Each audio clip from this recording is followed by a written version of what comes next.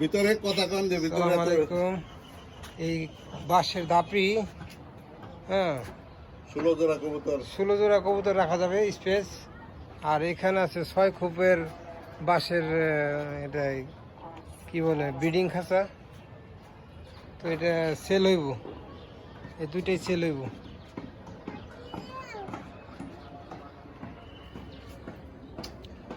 একদম নতুনই, আপনার রং টং করা আছে, বাঁশগুলো রং করানো, একদম কন্ডিশন একদম ফ্রেশ নতুন, একদম ফ্রেশ। হ্যাঁ। চটিগুলো একদম নতুন, ভিতরে চটিগুলো সব নতুন রঙানো।